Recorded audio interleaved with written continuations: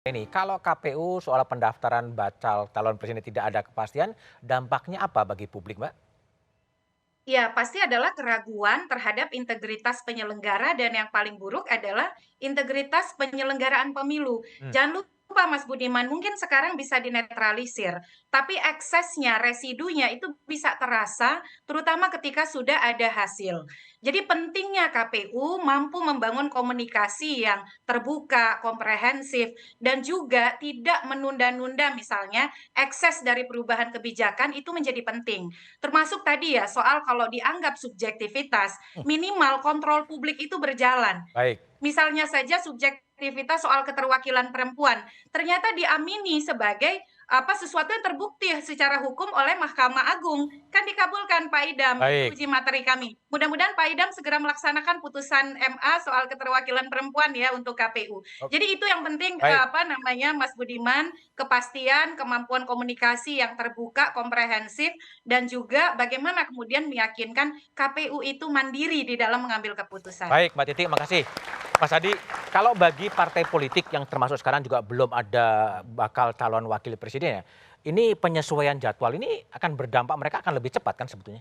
Pastinya mereka itu harus gerak cepat, tak ada pilihan lagi. Karena kalau kita hitung dari sekarang sampai pendaftaran tanggal 10 misalnya, itu tidak lebih dari 1 bulan. Oleh karena itu, di tengah ketidakpastian soal siapa cawapresnya Ganjar, soal cawapresnya Prabowo Subianto, tentu mereka ini akan berpikir bagaimana memaksimalkan ruang yang cukup sempit ini, tentu untuk memenangkan pertarungan bagi mereka kan. Nah yang paling penting sebenarnya, kalau KPU tidak mau disebut ada intervensi politik gampang diacak-acak misalnya, oleh elit-elit tertentu dan kepentingan partai sederhana bahwa pemangkasan ini tujuannya adalah untuk memperpanjang masa kampanye. Jangan 75. Hmm. Jadi sisa waktu yang terpotong itu dihibahkan supaya masa kampanye jangan 75, tapi 85 hari. Syukur Oke. kalau lebih dari itu semua. Ini bisa jadi tukar tambah kepada KPU supaya tuduhan-tuduhan politis ruang gelap itu bisa dinetralisir.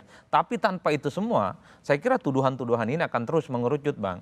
Karena memang sejak awal KPU ini kan seakan-akan main dalam satu tarikan nafas dan orkestrasi dari kepentingan politik tertentu. Orkestrasi kepentingan dia Mas Idam akan jawab. Bung Ferry, jadi ini sebenarnya kalau dikonstitusikan KPU itu kan lembaga yang mandiri ya. Ya, Tapi ke dalam prakteknya kan kemudian harus gotong royong atau bernegosiasi gitu dengan pemerintah dan di Komisi 2 DPR. ya bahasa Mas Budi lebih halus dari soal diacak-acak itu ya sebagai lembaga independen.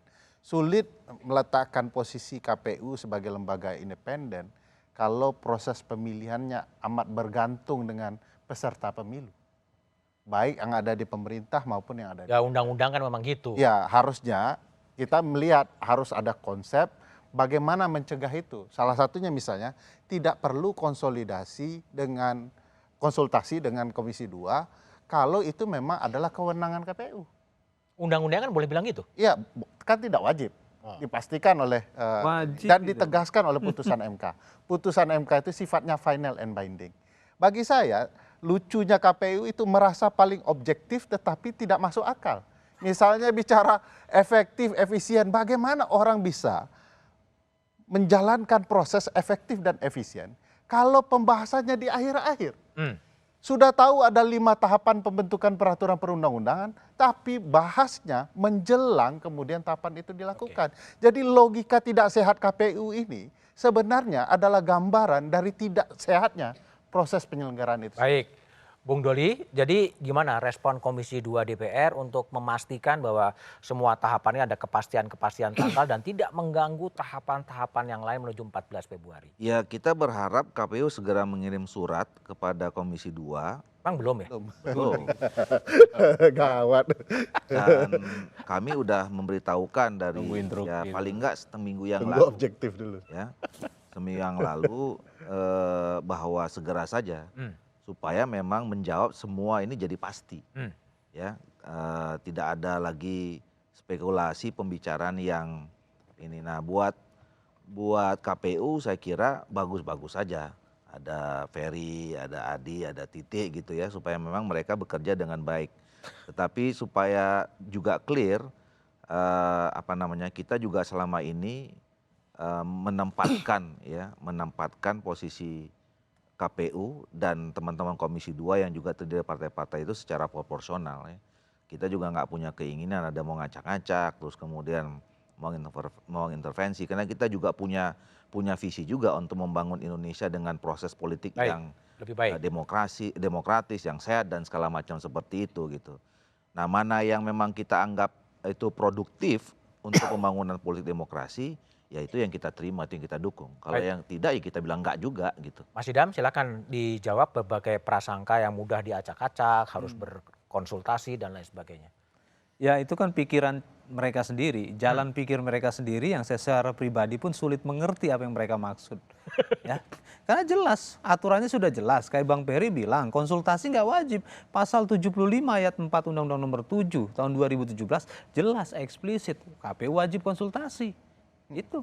Nah, jadi saya bingung dengan cara berpikir Bang Peri ini. Dan yang Cuman jelas, KPU tidak sebutkan putusan MK. putusan MK itu menjelaskan bahwa hasil konsultasi tidak bersifat mengikat, tapi konsultasinya wajib. Kan Nah, di sudah sini ada Mbak dikatakan Titi. tidak wajib tadi, tidak harus oleh Bang Doli. Mana ini kok berbeda antara DPR? Konsultasi wajib.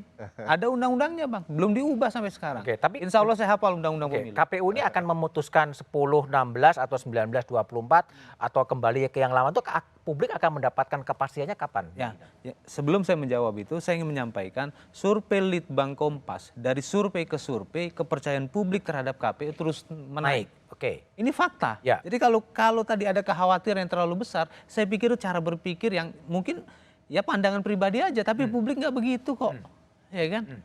Nah, terkait dengan apa yang tadi disampaikan, yang jelas 10 sampai dengan 16 Oktober itu adalah rancangan yang kami sampaikan dalam forum uji publik. Kalau hari ini kami masih membahas pada persoalan jadwal pendaftaran presiden ini, inilah di mana KPU melakukan ekstensi uji publik.